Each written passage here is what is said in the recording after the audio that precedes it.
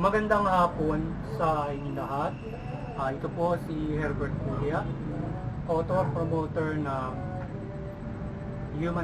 Bible Lives Promotions. Kakibat ang ating pananalig sa ating banal na Panginoon Diyos, banal na Panginoon sa Kristo at gabay ng kaliwanagan ni Manila sa Maria, ay ating po binabahagi sa inyo sa linggo ito. Ang mensahe ng ating banal na Panginoon Diyos. Ang tema ng mensahe ng ating banal na Panginoon Diyos ay God and Jesus Christ and Holy Spirit Guide for the Youth. Ito yung gabay ng ating banal na Panginoon Diyos, banal na Panginoon sa Kristo, ay din ang banal ng Espiritu Santo sa pagtatalaga at pagbibigay ng pagtatalaga ng mga mamumuno sa ating simbahan, o hindi ganun din ang ginagawang pagpapapala sa bawat mga tao. Ngayon po ay babasahin ko sa inyo ang mga mensahe ito mula po sa Bagong Tipan o Mabuting Balita na paghahari ng ating banal na Panginoon Diyos sa pamamagitan ng banal na Panginoong Jesucristo. At ayon po dito sa mga taga-Hebreo o taga-Hebreo, Kabanata 4, talatang 14, Kabanata 5, talatang 4 hanggang 5. Ito po ang mensahe.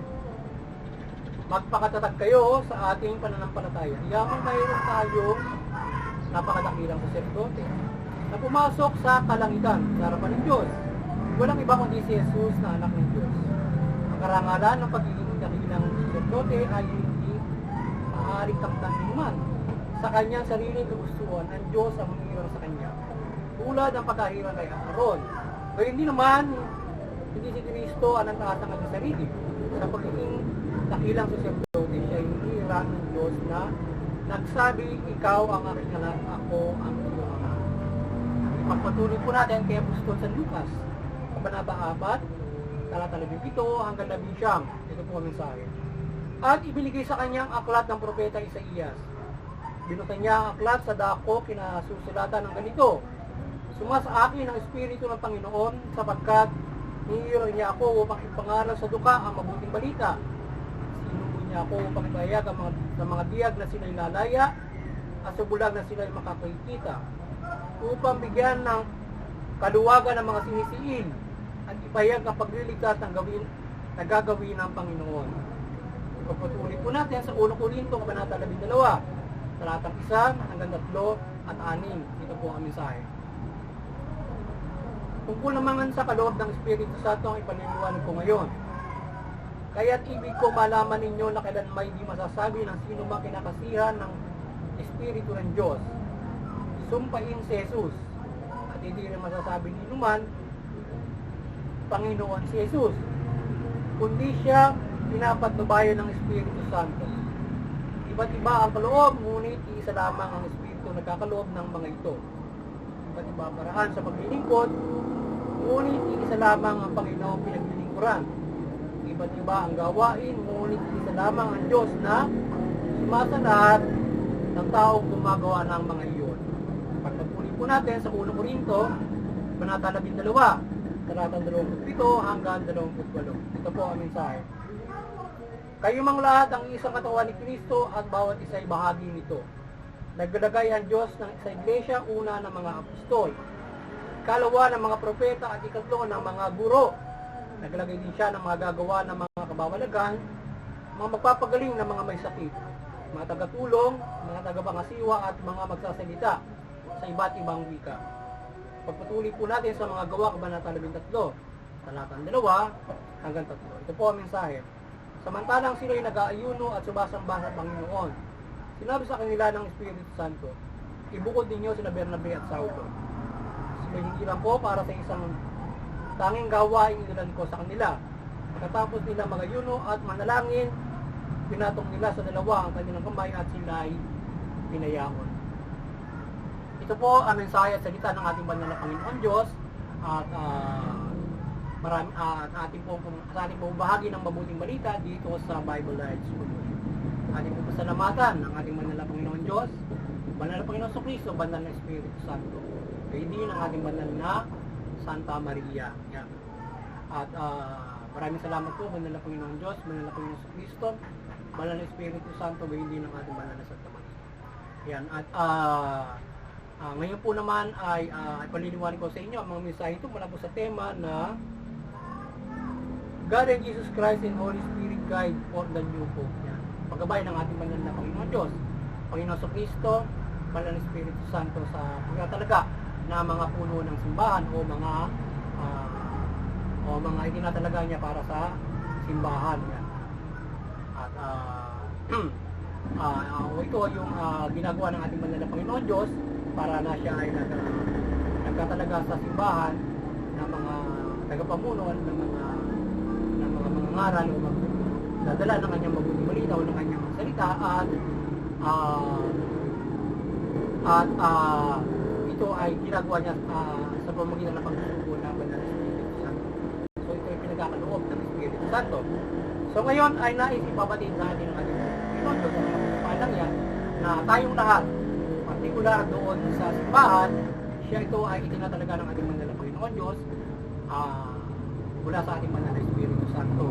Ito ay sinusubo, ito ay tayo ay pinagpapala ng banal na Espiritu, pinagkakalooban tayo ng Diyos mula sa banal na Espiritu Santo ng iba't ibang mga kaloob dito sa ating simbahan, kagaya ng apostol, propeta, mga tagapangasiwa, etc., mga gawa ng himala, tagapakinig, tagatulong, etc. So ganyan tayo pinagpapala ng ating banal na Panginoon Diyos mula sa banal na Espiritu Santo, kaya hindi ng banal na Panginoon sa Kristo ng kanyang talaga ang mga apostol, ang banal na Espiritu Santo ay sumasa kanya.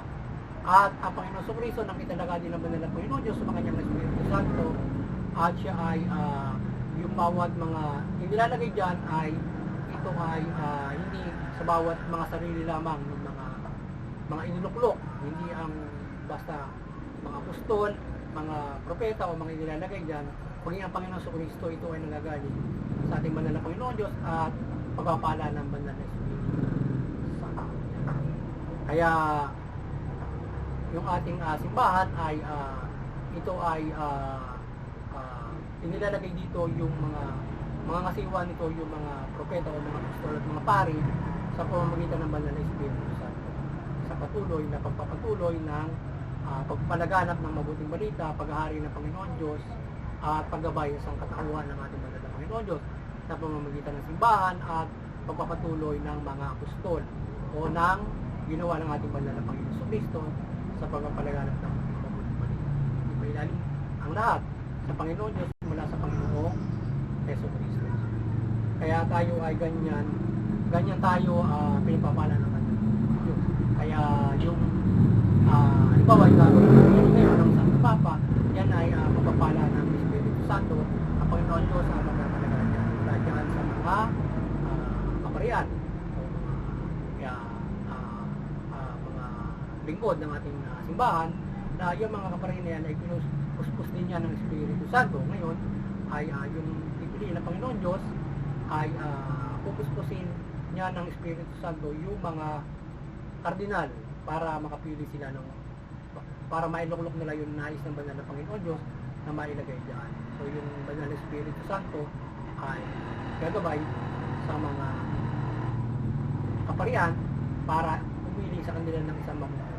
At yun ang binibigay sa atin ng ating mga Diyos.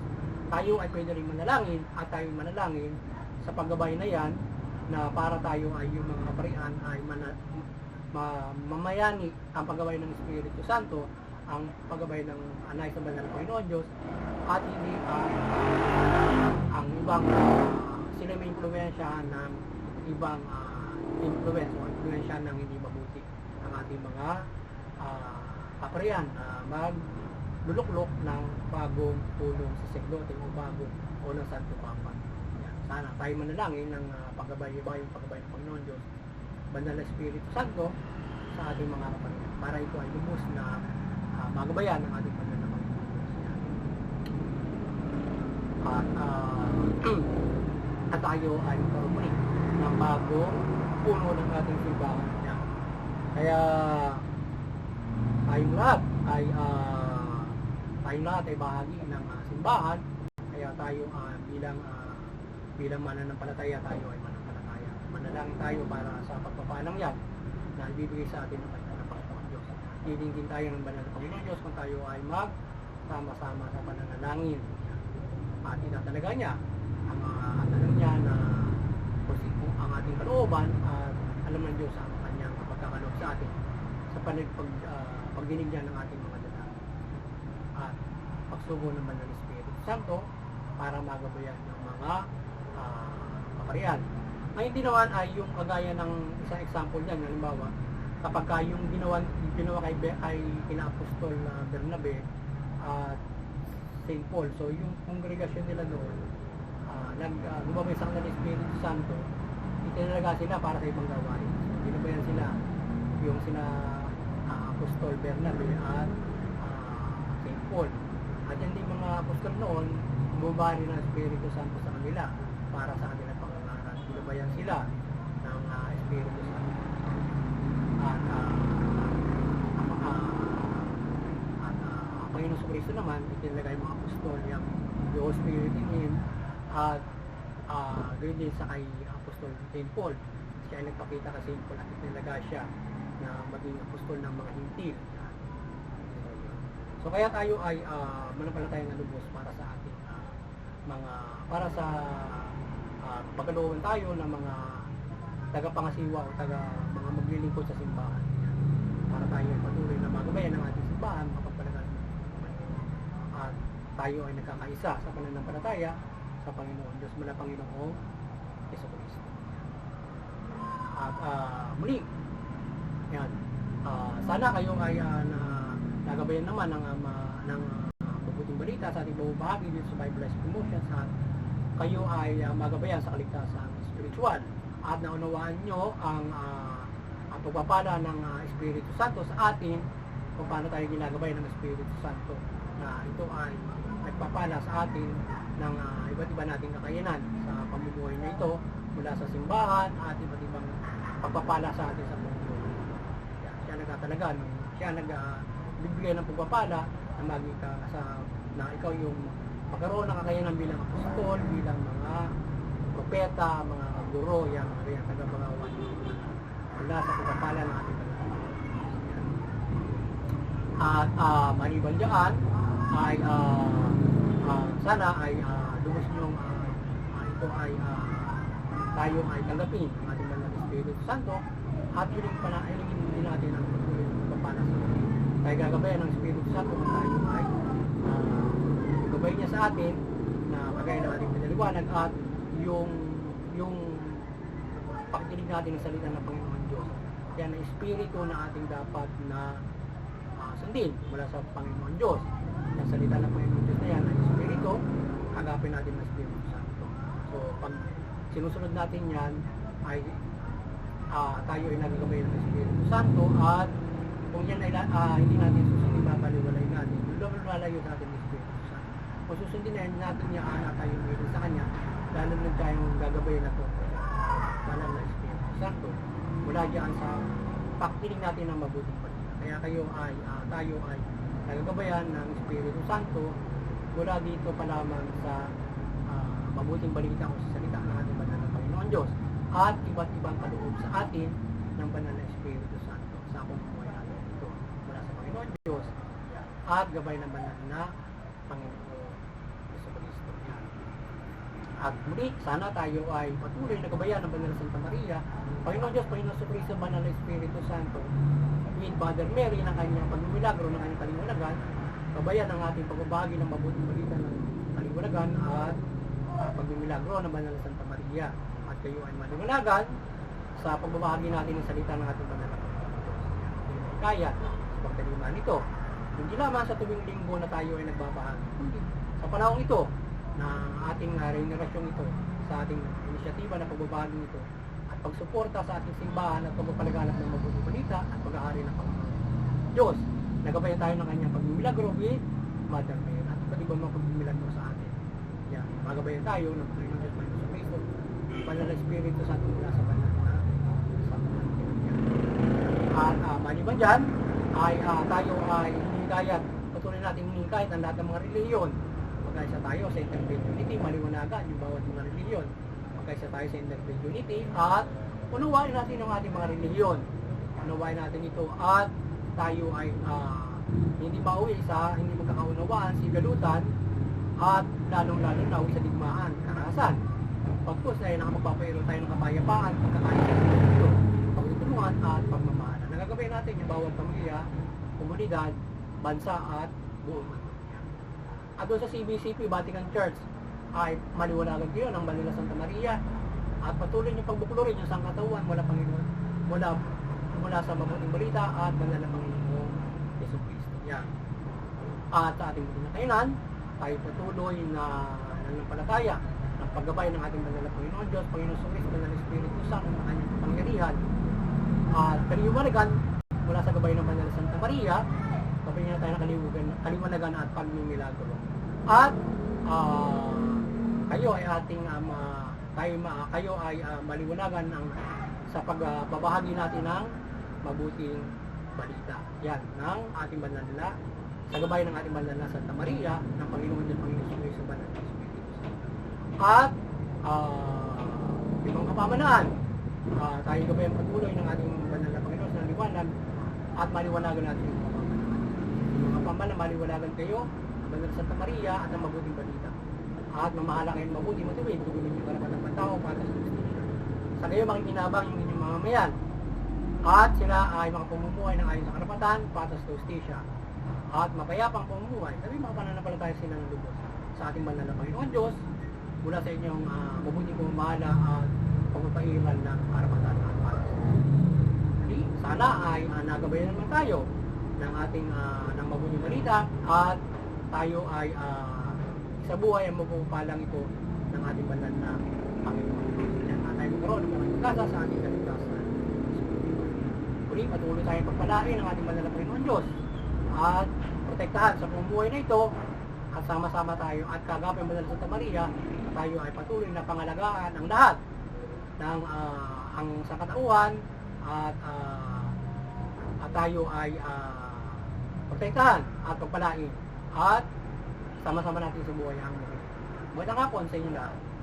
God bless you.